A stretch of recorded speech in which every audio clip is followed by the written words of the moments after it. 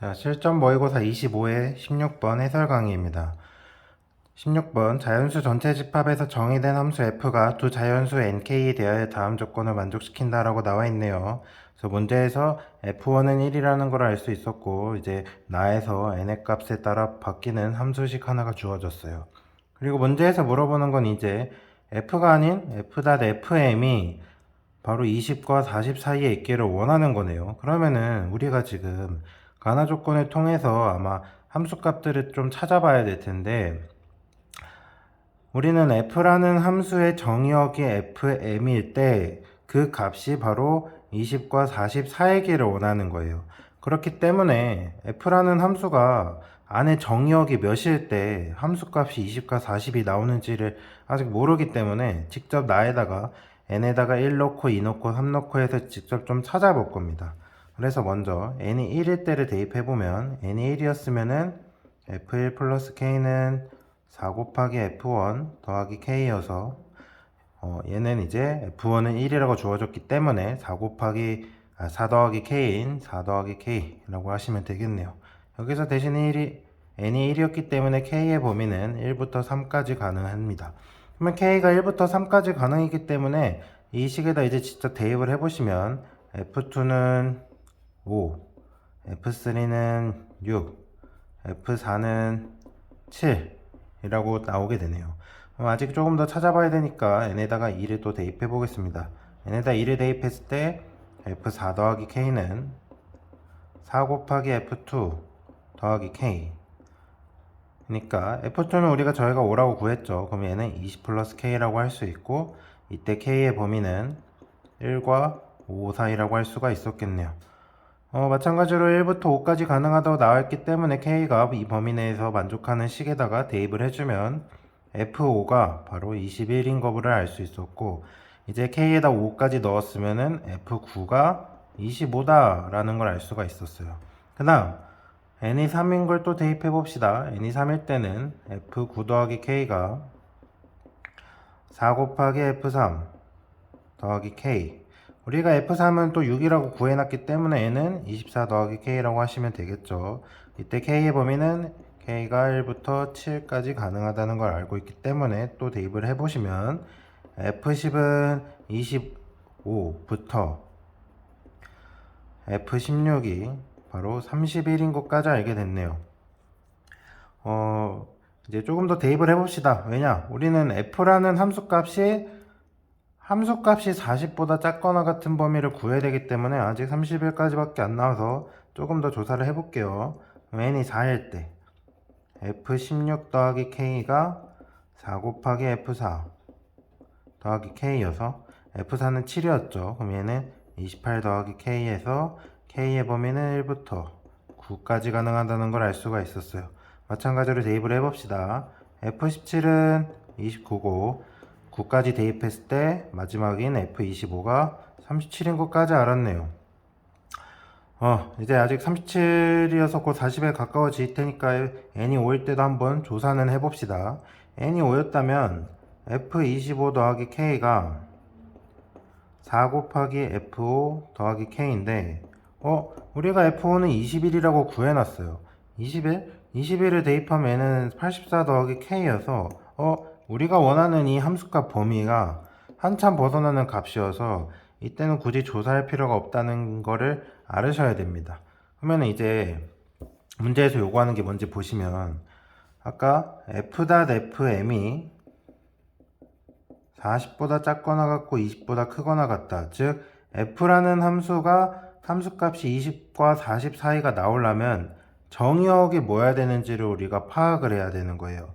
근데 우리가 잘 보시면 구해놓은 것 중에 20과 40 사이를 만족하는 경계를 보시면 f5가 21인 거랑 f25가 37이라는 경계가 바로 이 범위 안에 들어오게 되는 거죠. 즉 f라는 함수의 이 정의역 부분이 이제 fm이었는데, 그러면 이 fm이라는 값이 5랑 25 사이였어야지만 우리가 원하는 이 범위를 만족한다는 것을 알 수가 있을 겁니다.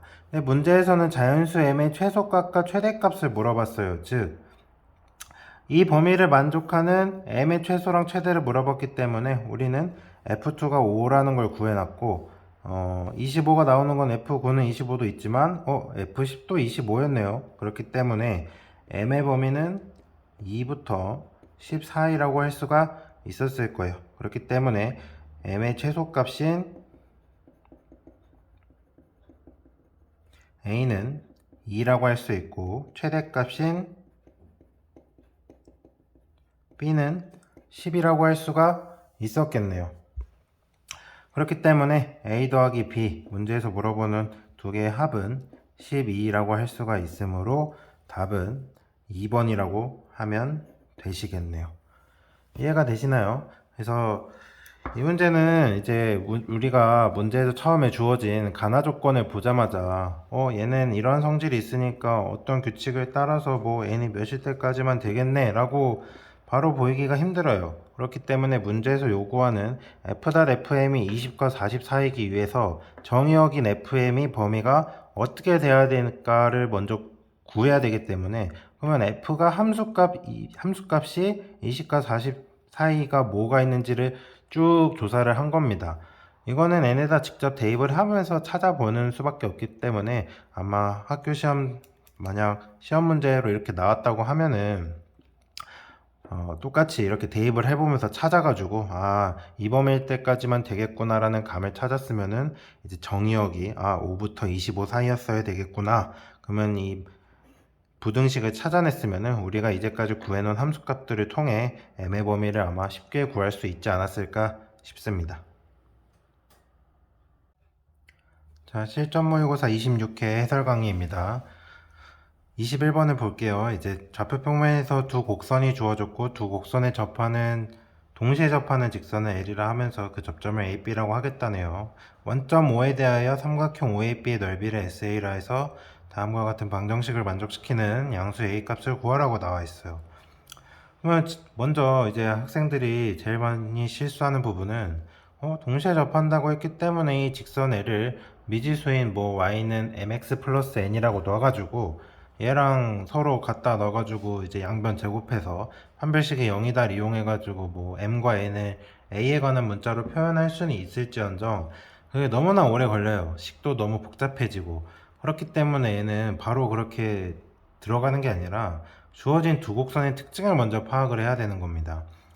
주어진 두 곡선의 특징을 보시면 두 곡선 다 y는 루트 2x라는 함수에서 x축으로 평행이동한 거고 y축으로도 평행이동한 바로 그런 형태입니다. 이의 함수는 x축으로 a만큼 간 거고 y축으로는 2분의 1 a만큼 간 게 바로 y는 루트 2 곱하기 x-a 더하기 2분의 1 a였던 거고,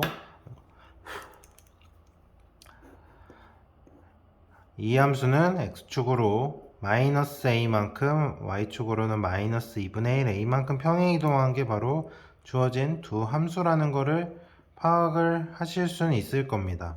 그래서 얘를 그래프를 좀 그려볼 건데요. 그래프를 그려보면은 좌표평면 이렇게 하나 좀 그려보시고 원점 x축 y축, 그래서 원래 함수를 그렸을 때 이렇게 그렸다고 치면은 얘부터 그렸을 때 x축으로 a만큼 y축으로 2분의 1 a만큼, x축으로 마이너스 a만큼 y축으로 마이너스 2분의 1 a만큼 평행이동된 점들이 바로 시작점이라는 걸 알 수 있어요. 그럼 이 상태에서 무리함수를 그려보면은 이런 형태로 그려진다는 걸 아마 알 수가 있었을 겁니다. 그러면 이 시작점들의 특징을 한번 보시면 원래 함수랑 이 평행이동된 시작함수는 전부 다 y는 2분의 1x라는 직선 위에 있었다는 게 아마 눈에 들어오실 거예요. 이게 눈에 들어왔다고 하면은 이제 이 평행이동된 두 무리함수의 공통으로 접하는 이 직선의 기울기마저도 이 시작점을 이은 이 직선의 방정식과 기울기가 똑같은 2분의 1이었다는 걸 알게 될 겁니다. 그래서 물론 y절편은 모르니까 여기서 미지수로 둬야겠죠. 자, 그러고 나서 이제 그러면은 기울기는 이렇게 파악을 했으니까 이 y절편 구하기 위해 또 마찬가지로 주어진 두 곡선 아무거나 서로 갖다 놔가지고 또 판별식이 0이다 해서 k를 a로 표현해야 되냐? 그렇게 되면 또 마찬가지로 식이 엄청 복잡해져요. 그래서 그것보다 조금 더 이제 편하고 수학적 센스가 있다고 하시면, 우리는 평행이동 된 것도 결국은 y는 2분의 1x에 접한다는 걸 알기 때문에, 그러면은 원래 함수도 y는 기울기가 2분의 1인 이 x 플러스 k에 같이 접한다는 걸 눈치채셨을 겁니다. 그러면은 굳이 주어진 두 곡선이라 할 게 아니라 y는 루트 2x랑 y는 2분의 1x 플러스 k가 서로 접한다를 이용해서, 얘가 서로 같다 해서 판별식이 0이다고 하면은 훨씬 더 간단하게 k 값을 구할 수 있겠죠. 그래서 이게 서로 같다 해가지고 이제 k 값을 구해 보겠습니다. 이제 같다에 써놓고 얘를 양변에 제곱해줘서 이제 이거를 한쪽으로 이항을 시키겠습니다. 그러면은 4분의 1x제곱 더하기 k-2의 x 더하기 k제곱이 0인데, 얘도 이제 접한다고 했기 때문에 판별식이 0이다를 만족한다는 걸 써야겠죠. 그러면은 k-2의 제곱 마이너스 k제곱이 0이다 라고 할 수가 있었겠네요. 그럼 이 결과는 결국 마이너스 4k 더하기 4가 0이므로 k는 1이라는 값을 구하게 된 겁니다. 그러면은 이제 공통접선인 바로 이 L은 y는 2분의 1x 더하기 1인 것까지 구했어요.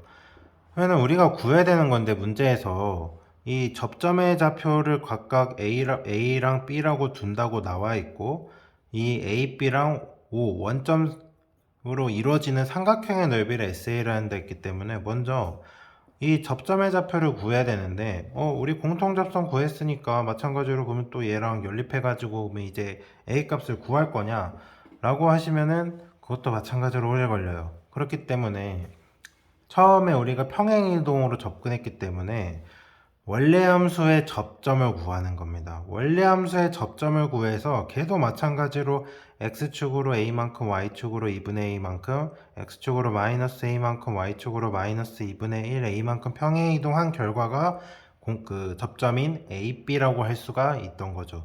그렇기 때문에 원래 함수의 접점의 좌표를 구해 볼 거예요. k는 1인 걸 구했기 때문에 여기다 대입하시면 4분의 1x제곱 마이너스 x 플러스 1은 0이어서 2분의 1 x-1의 제곱이 0이기 때문에 x좌표가 바로 2였다는 걸 아니까 y좌표도 2였다는 걸 알게 되겠네요. 즉, 이 접점의 좌표가 2,2였다는 걸 알았으면은 이 평행이동된 곡선의 접점의 좌표는 바로 얘는 2-a, 2분의 1a라 할 수 있고, 이 점의 좌표는 2 플러스 a, 2 플러스 2분의 1a라고 할 수가 있었겠네요.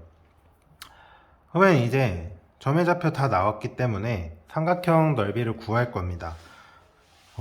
우리가 점의 좌표, 세 점의 좌표 주어졌을 때 삼각형 넓이 구하는 방법은, 뭐 공부를 좀 하신 분들이라면 신발끈 정리를 쓸 수 있겠지만, 우리는 이제 정상적으로 교육과정에서 배우는 방법은 두 점을 가지고 만든 직선의 방정식을 구한 다음에 그 직방에다가 나머지 한 점, 점과 직선 사이 거리를 써서 얘가 높이다 하고, 이 처음에 직방을 세우기 위한 잡은 두 점의 점과 점 사이 거리를 구해가지고 그걸 밑변으로 잡아서 삼각형 넓이를 구하는 게 있었죠. 그걸 이용할 겁니다. 그래서 먼저 AB의 길이를 구할 건데요. AB의 길이는 그럼 점과 점 사이 거리 공식을 통해서 구해보면, x좌표의 차의 제곱은 4a제곱, y좌표의 차의 제곱은 a제곱이라 할 수 있기 때문에 얘는 a 루트 5라는 결론이 나오고, 그러면 이제 마찬가지로 아까 말한 높이를 구할 건데, 우리는 공통접선의 방정식을 구해놨기 때문에 얘랑 바로 원점 사이 거리를 구하면 그게 높이의 역할을 한다는 걸 알 수가 있겠죠.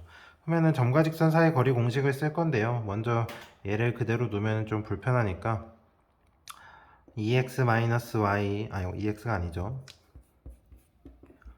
x-2y 더하기 2는 0이랑 원점 사이 거리를 구하면은 바로 d는 루트 5분의 2라는 걸 알 수 있겠네요. 즉, 그럼 이제 밑변과 높이를 구했기 때문에 삼각형의 넓이인 SA는 2분의 1 곱하기 A 루트 5 곱하기 루트 5분의 2 해서 A라는 결론이 나온다는 걸 알 수 있습니다. SA가 A이기 때문에 이제 다 구했으므로 문제에서 요구하는 S3A가 SA는 30인 걸 만족시키기 위해 S3A는 3A인 거고 SA는 A이기 때문에 3A가 A 플러스 30이다. 즉 2A가 30 나오기 때문에 A는 15라는 결론이 나오게 되네요. 자, 여기서 이제 학생들이 제일 처음에 하기 힘든 게 뭐냐면 얘네가 평행이동된 것까지는 아마 쉽게 찾을 거고, 그 평행이동된 결과로 생기는 시작점들이 바로 y는 2분의 1x까지 있을 거라는 거 생각은 들 거예요.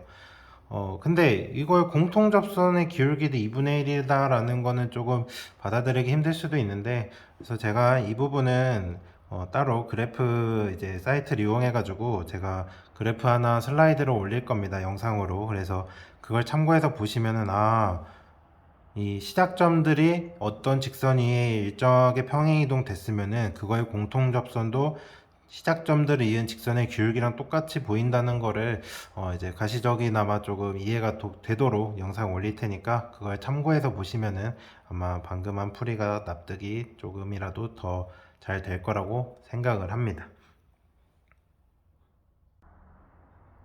자, 실전 모의고사 28회 20번 해설강입니다.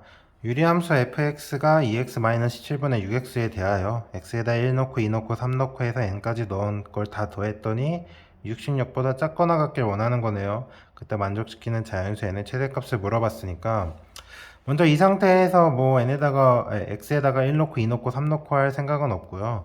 fx를 조금 다르게 써야겠죠. 얘는 6x 분모분자가 서로 같은 1차이기 때문에 목만큼 내릴 수 있으므로 얘는 3 더하기 2x-17분의 51이라고 할 수가 있었을 거예요.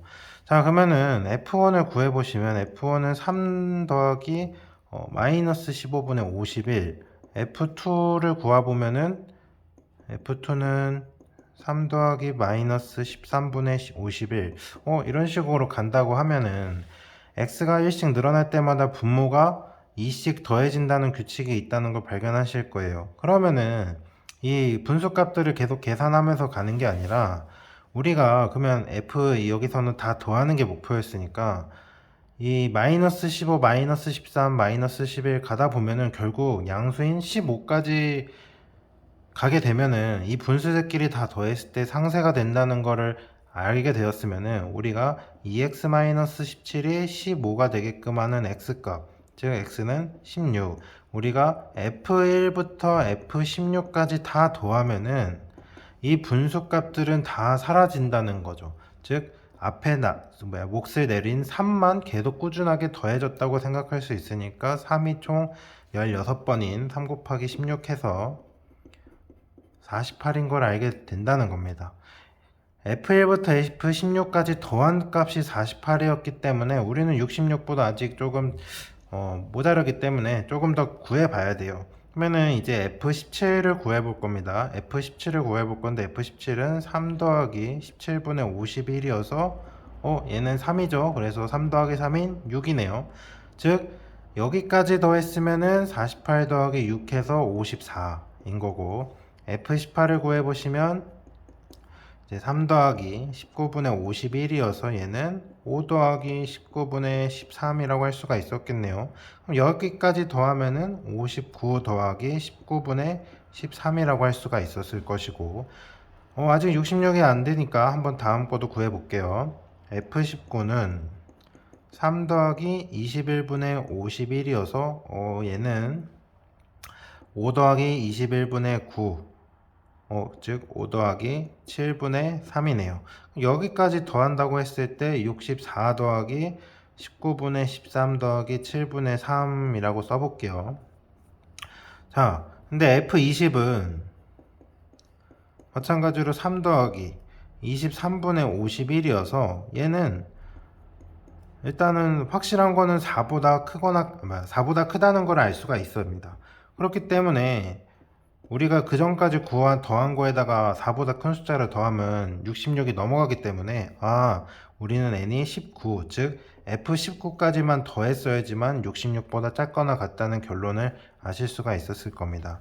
이 F17, F18, F19 구하는 거는 뭐 그렇게 어렵지 않으니까 다들 대입해서 하시면 되지만 먼저 F1보다 F16까지 더한 게 3이 16번 나와서 48이다를 구한, 즉 F1, F2, F3 다 더하면서 분수값들을 계산한 게 아니라 이 분모가 마이너스 15, 마이너스 13으로 즉 이익씩 증가해서 F1부터 분모가 15가 되는 순간인 F16까지 더했을 때 이 분수가 다 상쇄된다는 거를 이용했으면은 아마 이 문제는 엄청나게 빨리 풀어서 금방 넘어갔을 거라고 생각이 되네요.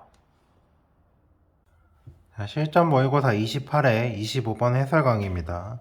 자, 문제를 잘 보시면 1학년 대표가 3명, 2학년 대표가 3명, 3학년 대표가 2명이 있는데 이거는 각각 다른 반으로 구성이 되어 있다고 있는 것 좀 참고해 주시고요. 문제에서 이제 가나다 조건을 만족시키게끔 안 쳐야 되는데 이 문제는 아마 보자마자 어떻게 안 쳐야 되는지 바로 한눈에 안 보일 겁니다. 그래서 우리는 직접 앉혀보면서 판단을 해보는 수밖에 없어요. 근데 이제 1학년이 3명, 2학년이 3명, 3학년이 2명이기 때문에 저는 1학년을 대표를 A1, A2, A3라 할 거고 2학년 대표를 B1, B2, B3라 할 거고 3학년 대표를 C1, C2라고 해볼게요. 자, 왜 1, 2, 3, 1, 2, 3, 1, 2가 붙었냐? 바로 다조건에서 보시면 같은 학년 대표들을 같은 줄에 앉았으면은 반의 숫자가 작을수록 출입구에 가까운 자리에 배치한다고 돼 있어요. 즉, 내가 첫 번째 줄에 예를 들어 여기에 A1과 A2를 넣었으면은 얘네들은 서로 자리를 바꿀 수 없다는 겁니다.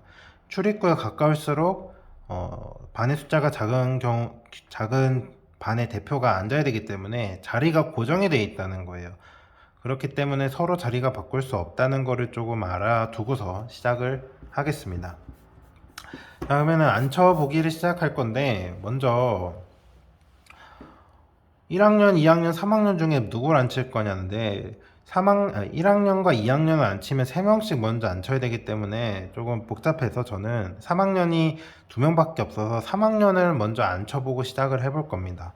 자, 그러면은 3학년을 첫째 줄, 두 번째 줄에 좀 잘 이제 나눠 볼게요. 먼저 첫 번째 줄 왼쪽에 앉혔다고 하면은 2열의 첫 번째 줄에는 앉힐 수가 없겠죠. 가나다 조건을 잘 읽어보시면 알게 될 겁니다. 그러면은 두 번째 줄에 2열에다가 앉혔을 때는 가능한지 한번 확인해 볼게요. 그러면 이때는 여기가 A1이 왔으면은 여기는 무조건 B가 왔어야 되고 그 다음은 A2가 왔다고 하면은 이제 같은 열의 뒤에는 같은 학년이 못 앉다 했으니까 B1 뒤에는 나머지 A가 와야 되고 나머지 이렇게 B 해서 이렇게 앉으면은 가능하네요. 그러면 이렇게 되면은 가능하기 때문에 그러면 이 경우에 대해서 조금 더 좀 찾아보겠습니다. 3학년이 한 열 띄고서 앉았지만 줄만 다르게 앉았을 때 가능하다는 걸 이용해서 가능한 배치는 그럼 C1, C2에서 빈자리들이 이렇게 있는 경우도 가능할 것이고 얘네를 맨 오른쪽으로 옮겨버린 이렇게 앉은 경우도 가능하겠죠. 또 서로 자리를 바꾼 이렇게 앉은 경우도 가능하다는 걸 알게 될 거예요. 이 네 가지 경우가 있기 때문에 그러면 이렇게 앉았을 때 가능한 경우를 좀 더 살펴보면은 계산을 해보면 이제 우리는 먼저 3학년 두 명의 대표 중 누구를 앞에 앉힐 건지를 모르기 때문에 2명 중 1명을 고를 수 있는 EC1 그리고 앞열에 A반 1학년 2명을 앉힐 거기 때문에 3명 중에 2명을 택해야 돼서 3C2 2학년 3명 중에 1명을 골라야 되니까 3C1 하면은 나머지 이제 남는 1학년과 2학년과 3학년은 뒤에 고정적으로 자리가 들어가겠죠.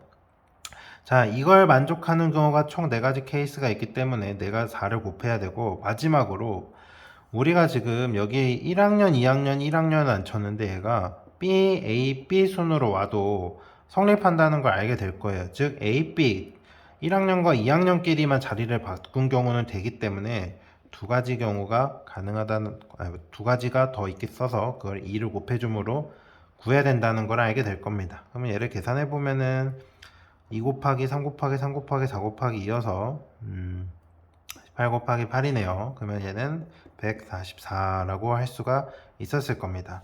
자, 그러면 이제 또 가능한 경우를 알아볼 건데, 이 종이가 좀 좁은 관계로 제가 다른 종이에다가 한 번 더 해보겠습니다. 자, 먼저 C1, C2가 한 열의 간격으로 앉은 경우는 됐다는 걸 알았어요. 그러면 이제 두 열의 간격을 두고 이런 식으로 앉힌 경우는 가능한지 한번 생각을 해보죠. 자, 이런 경우는 될까요? 먼저 본인이 고민을 좀 해보셔야 됩니다.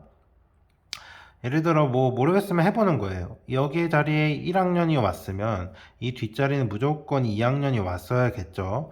2학년이 여기 왔으면 양옆으로는 같은 학년이 못 오니까 여기 1학년이 와야 돼요.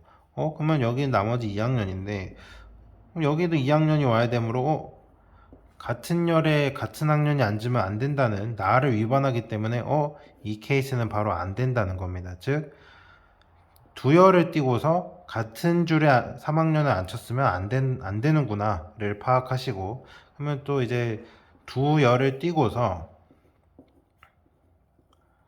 이번엔 줄을 다르게 3학년을 앉혔을 때 안 되는지 한번 볼까요? 자, 3학년 옆에 1학년을 앉혔으면 그 옆에 2학년 와야 되고 그 다음 옆에는 또 1학년이 왔어야겠죠. 그러면 이제 학년 뒤에는 같은 학년이 못 오니까 B가 와야 되고 여기 나머지 A. 이렇게 앉으면은 전혀 문제가 될 게 없네요. 즉 3학년을 2열의 간격으로 띄워놓은 상태에서 줄만 바꿔준다면은 이때도 가능하다는 걸 알기 때문에 그러면 이런 방식으로 앉을 수 있는 또 모양이 어떻게 되는지 3학년을 또 앉혀볼게요. 이거 가능하죠. 그 다음 한 칸 옆으로 옮긴 C1, C2 이것도 가능할 것이고 C1, C2 이렇게 한 것도 가능하다는 것을 알게 될 겁니다. 그래서 이것도 총 4가지 케이스가 된다는 걸 알기 때문에 이제 얘를 앉히는 방법을 계산을 해야겠죠. 자, 마찬가지로 3학년 2명 중 1명을 뽑아야 되니까 이실 앞줄에 앉힐 거 고르는 거예요. 1학년 3명 중에서 2명을 뽑아야 되니까 3시 2학년 3명 중에 1명 골라야 되니까 3실 나머지는 알아서 자동으로 두 번째 줄에 고정적으로 앉아야 되고, 마찬가지로 이 4가지 케이스가 있기 때문에 여기다 4를 곱했어야 됐고, 아까도 마찬가지로 A, B가 즉 1학년과 2학년이 서로 자리 바꾼 경우도 되기 때문에 곱하기 2를 해서 얘도 마찬가지로 144라는 경우의 수가 나오겠네요. 그러면 이제 또 더 살펴봐야 됩니다. 아직 끝이 아니에요. 방금까지 이제 두 번째 열을 띄고서 앉은 것도 해봤는데, 그러면 이제 또 다른 경우는 되는지 해봅시다. 마지막은 아니죠. 세 번째 열을 띄워놓고서 이런 경우도 가능한지 한번 봐야겠죠. 자, 먼저 여기 1학년이 왔다고 하면 여기 2학년이 와야 되고, 여기 1학년이 왔으니까 여기 2학년, 여기는 1학년. 그럼 여기 2학년 오고 여기 1학년 오면은 이 경우도 가능하네요. 가능한 걸 파악했으니까 이제 또 뭐 해야겠어요? 가능한 케이스가 몇 가지인지. 얘는 한 줄에 열을 이렇게 3학년을 띄고서 앉았을 때 가능하다는 거 알았으니까 이거랑 똑같은 케이스는 아랫열에다가 갖다 놓는 아랫줄에다가 갖다가 놓는 게 가능하다는 걸 알게 되겠죠. 그렇기 때문에 이거 케이스를 이제 이거가 가능한 경우의 수를 구해야 될 겁니다. 경우의 수를 구해 보시면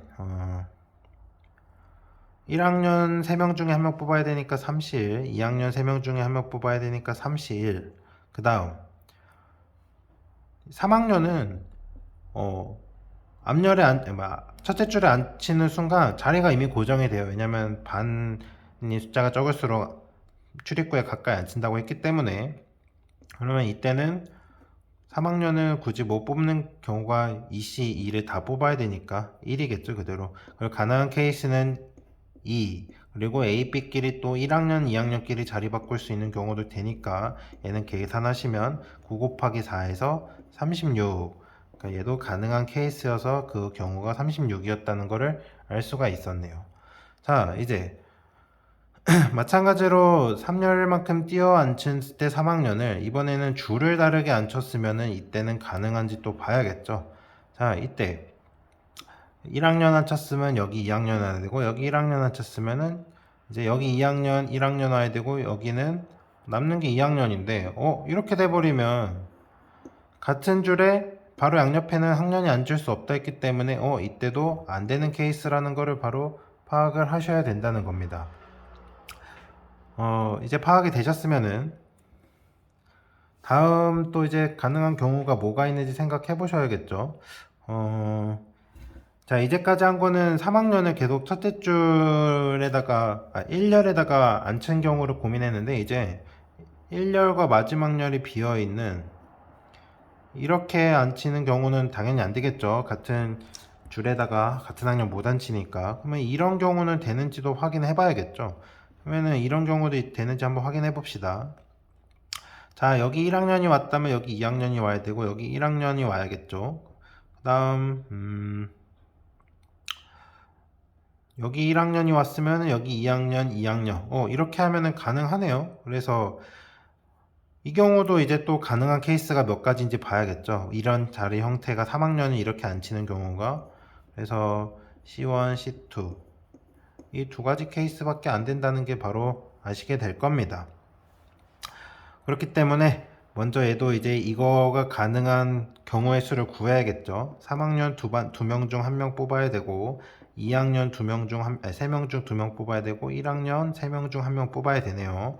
그리고 가능한 케이스가 두 가지였기 때문에 2를 곱하고, 마찬가지로 1, 2학년끼리 자리를 바꿀 수 있으므로 2를 곱해줌으로써 얘는 6 곱하기 12여서 72가지가 나오게 되겠네요. 그러면 이제 더 이상 3학년을 앉힐 수 있는 방법이 문제 가나다 조건을 만족하면서 없기 때문에 이제 모든 경우의 수를 구했다고 할 수 있기 때문에 우리는 답을 여기서 구한 144, 36, 71을 더한 144 더하기 144 더하기 36 더하기 72인 계산하시면 얘는 396이라고 할 수가 있었겠네요. 그래서 이 문제는 조금 순열과 조합 생각해보면서 자리를 배치하는 건데, 문제 조건이 세 가지나 되기 때문에 까다로웠던 문제 맞습니다.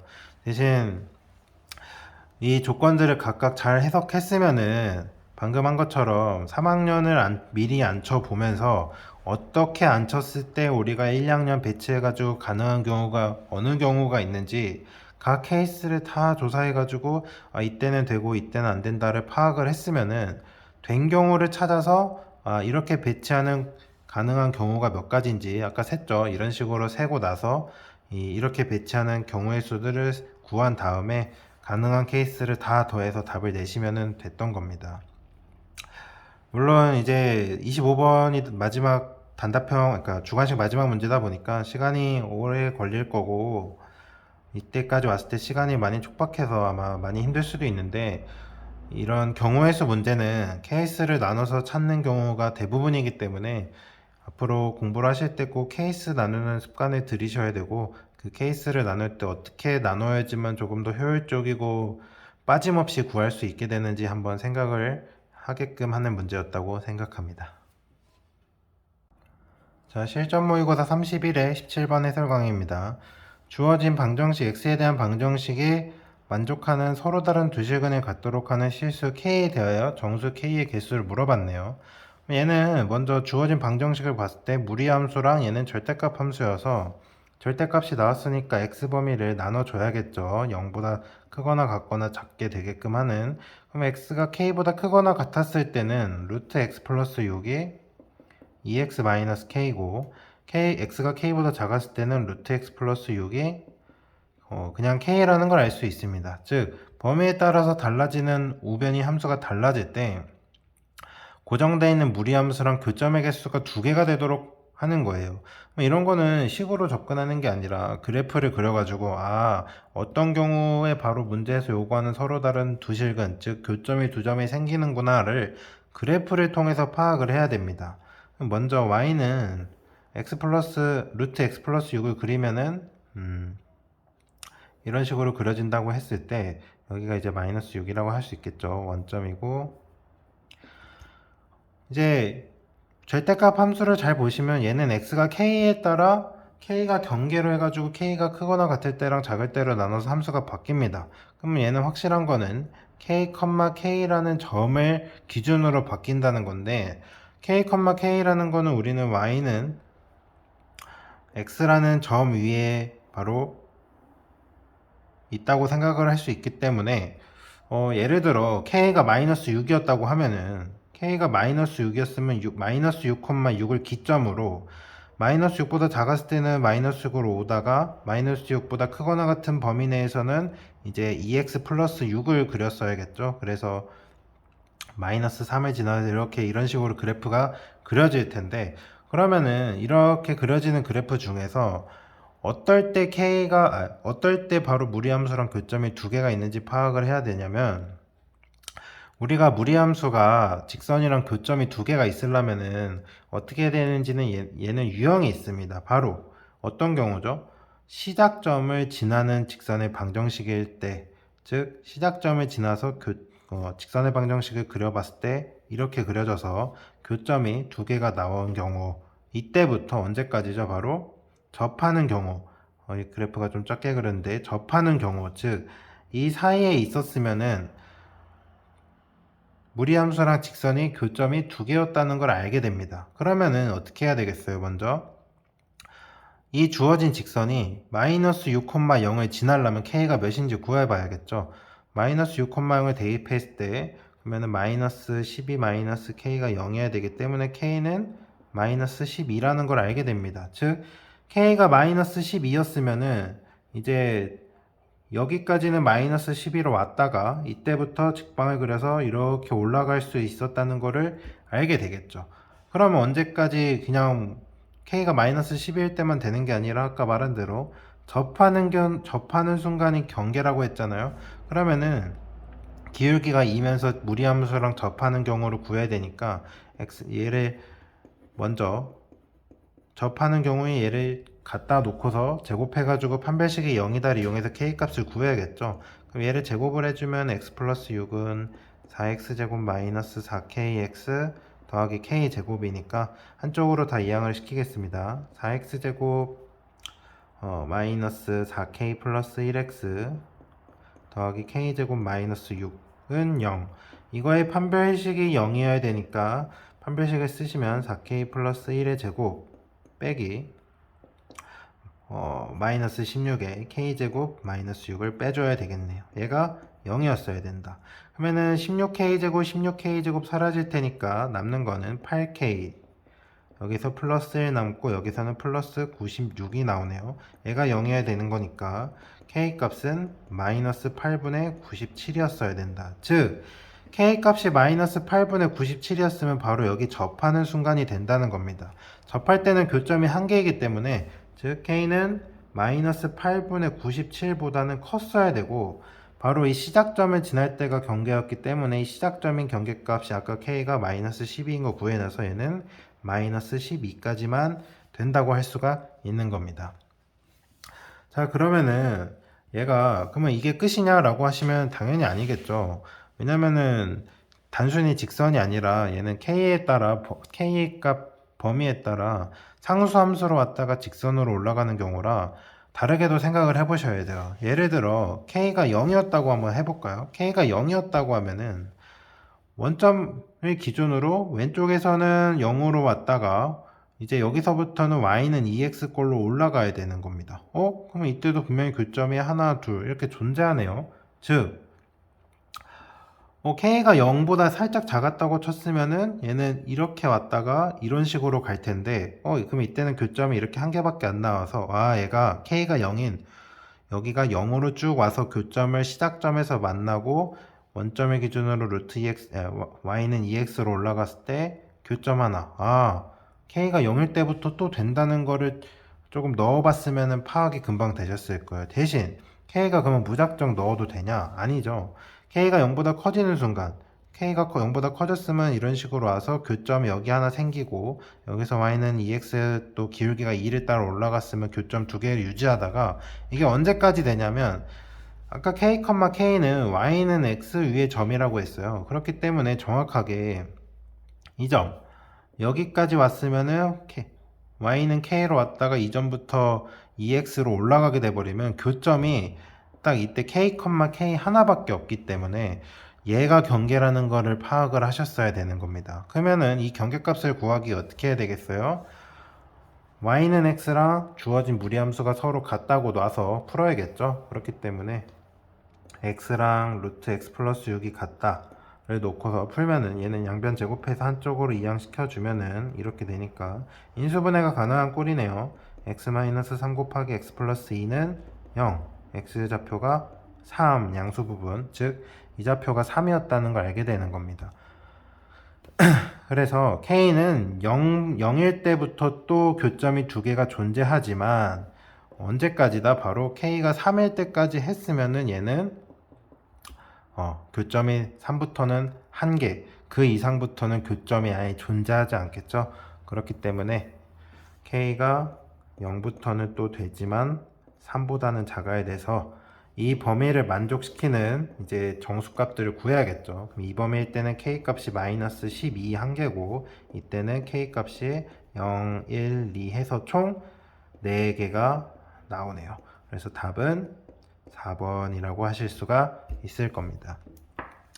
이 문제는 무리함수 문제 중에서 많이 나오는 것 중 하나죠. 바로 무리함수랑 직선의 교점의 개수를 물어보는 건데 대신 여기서 절대값이 들어가면서 범위를 나눠가지고 조금 우리가 일방적으로 봤던 시작점을 지날 때랑 접할 때만 따지는 게 아니라 바로 상수함수랑 교점이 있고 직선이랑 교점은 한 개 이런 식으로 이루어지는 것도 고민을 해보라는 거였기 때문에 얘는 꼭 그래프를 그려서 이런 경우도 가능했다라는 걸 그림적으로 이해를 하시고 나서 그 다음 식계산을 하셨어야지만 문제를 쉽게 수월하게 풀 수 있었을 거라고 보입니다. 자, 실전 모의고사 30일의 18번 해설 강의입니다. 자, A, B, C, D, E, F의 6개의 국가가 있고 6가지 색을 이용하여 색을 칠할 것인데 가조건, 나조건, 조건이 2개네요. 같은 색은 최대 2번 사용할 수 있고 인접한 국가끼리는 다른 색을 칠해야 된다. 우리가 보통 색칠하기 문제는 나조건, 인접한 경우는 같은 색을 칠하면 안 된다는 많이 봤을 텐데 가조건, 같은 색을 최대 2번 사용할 수 있다고 나오게 돼가지고 얘는 우리가 그동안 풀었던 방법만 가지고 풀면 안 되는 거예요. 같은 색을 2번 사용할 수 있다 했기 때문에 그러면은 6가지 색 중에 몇 가지 색을 최소한으로 사용을 해야 되는지부터 파악을 해야 되는데요. 최소한의 색부터 파악을 하려고 하면 너무 복잡하기 때문에 먼저 6가지 색을 다 쓰는 경우 6가지 색을 다 쓰는 경우부터 파악을 해봅시다. 6가지 경우의 색을 다 쓴다는 거는 모든 색을 한 번씩만 쓰겠다는 거니까 한 번씩 다 써서 색칠하는 방법은 6팩토리얼에서 720까지겠죠. 자, 두 번째. 이번에는 5가지 색을 쓸 거예요. 이 5가지 색을 쓰는 경우는 그럼 5가지 뽑은 색깔이 4가지 색은 한 번씩만 쓰였지만 한 가지 색은 2번 쓰여야 되는 거잖아요. 그러면 한 가지 색을 2번 쓴다는 거는 나 조건을 잘 조심해서 칠해야 되는데 그렇다는 건 우리가 먼저 같은 색으로 칠할 수 있는 국가가 어떤 게 있는지 먼저 짝부터 찾아야 되는 겁니다. 그 짝을 찾으려고 한번 이제 보시면은 인접하지 않은 국가끼리 고르면 돼요. 자, 먼저 뭐가 있냐?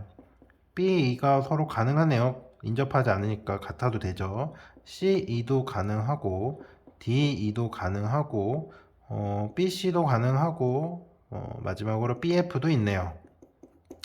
이 5가지 경우 제외하고 나서는 더 이상 인접하지 않고 같은 색을 칠할 수 있는 국가는 없습니다. 그렇기 때문에 우리는 먼저 뭘 할 거냐면 이걸 칠하는 경우의 수를 세기 위해서 한 가지 색을 2번 쓸 경우의 국가부터 고르는 겁니다. 그러면은 순서상이 총 5개였으니까 5가지 중에서 한 가지를 고르고 그 다음 이 국가에다가 쓸 색을 골라야겠죠. 한 가지 색을 2번 쓴다 했으니까 그 한 가지 색을 6가지 중에서 한 가지 고르고 나면은 예를 들어 내가 B, E를 골랐다고 하면 나머지가 4가지 국가 A, C, D, F가 있잖아요. 그럼 걔네한테는 나머지 5, 4, 3, 2로 가능한 거겠죠. 그래서 5 곱하기 4 곱하기 3 곱하기 2를 한 번씩 칠해야 되는 거니까 해가지고 이 경우는 계산을 해보시면 3600까지가 나오게 될 겁니다.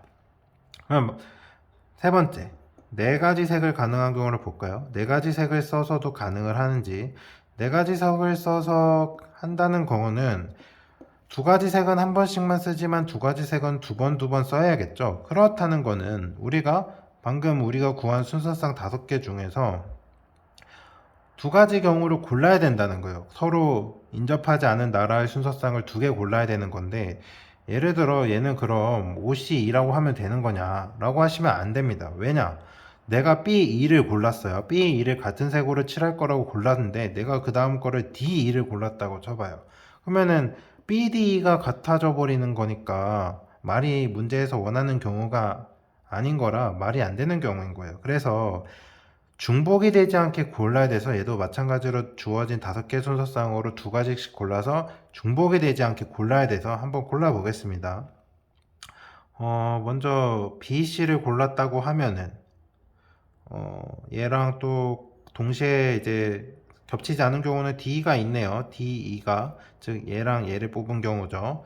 또 BF를 골랐다고 하면은 BF를 골랐으면 가능한 경우는 C2도 되고 D2도 되네요. 그래서 C2도 여기도 표현을 합시다. 이런 경우 C2도 가능하다는 거. 그리고 BF를 골랐을 때 D2도 가능했죠. 그러면은 이 경우 제외하고는 더 있나요? 한번 잘 생각해 보시면 겹치지 않게 고르는 건 이 3가지밖에 없을 겁니다. 그렇기 때문에 마찬가지로 이렇게 짝을 지어줘야 됐기 때문에 이 짝 중에서 한 가지를 고르고 나서, 자 그러면은 내가 예를 들어 이렇게 골랐다고 하면은 BC에 쓸 색과 D2에 쓸 색을 고르는 겁니다. 먼저 BC에 같은 색, D2에 같은 색이니까 BC에 같은 색을 골랐다고 하고 D2를 같은 색을 골랐다고 하면 남는 국가는 A랑 F죠. 그러면 A랑 F는 나머지 색이 4개 남았으니까 한 번씩 쓰이면 4 곱하기 3으로 가능하다는 것을 알게 될 겁니다. 그래서 이 경우를 계산해 보시면 얘는 1080이라는 숫자가 나오게 돼요. 그러면 이제 마지막으로 3가지 색을 쓴 경우, 자, 3가지 색을 쓴다는 거는 아까 말한 이 5개 순서상 중에서 3개를 골라야 되는 건데 중복이 되면 안 돼요. 중복이 되지 않게 3가지 순서상을 고를 수 있는지 확인을 해보시면, 내가 예를 들어 아까 이제 2가지 중복이 되지 않게 2개 고르는 게 위에 있었잖아요. 제가 여기서 만약 B, C, D를 골랐다고 해서 나머지를 고르려고 보면은 다 중복, 이때도 중복이 존재할 수밖에 없기 때문에 3가지 해석을 써서 둘둘둘 칠하는 경우는 아예 존재하지가 않습니다. 그래서 얘는 6가지 색을 다 쓰는 경우, 5가지, 4가지 색을 쓰는 경우만 가능했다. 그래서 다 더하시면 720 더하기 3600 더하기 1080을 해보시면 얘는 답은 5400이라는 계산이 나오겠군요. 그래서 답은 1번인 겁니다. 자, 이 색칠하기 문제는 우리가 항상 인접한 경우만 다른 경우 해서 그냥 쉽게 생각했을 수도 있는데, 같은 색을 최대 2번 사용할 수 있다 했기 때문에 얘는 먼저 색을 2번 사용할 수 있는 경우가 있다는 걸 생각해서 케이스를 먼저 똑같이 아까처럼 나눴어야 되는 거예요. 그래서 케이스를 나눴을 때 6가지, 5가지, 4가지, 3가지가 있는데, 여기서 3가지, 그러니까 색을 적게 쓰는 걸로 가려면은 처음부터 너무 많은 걸 고려야 되니까 일부러 거꾸로 색을 6가지 다 쓰면은 한 번씩 다 쓴다는 거기 때문에 쉽게 구할 수 있어서 6가지 색부터 구했고요. 그 다음 5가지 색으로 가면서 가능했던 순서상 구해가지고 순서상 택한 다음에 그 순서상에 쓸 색깔 개수, 그 나머지 국가들에게 색칠할 수 있는 방법, 이런 식으로 했습니다. 그래서 얘는 거꾸로 가면서 케이스를 생각했으면 조금 더 쉽게 풀 수 있지 않았을까 하네요. 물론 3가지 색부터 고민을 하셨을 수도 있지만 아마 3가지 색부터 했으면은 이 순서상 5개는 먼저 구해 놓으신 상태에서 중복이 되지 않게 3개를 골라야 된다는 생각을 했었어야 되는데 아마 조금 힘드셨을 수도 있습니다.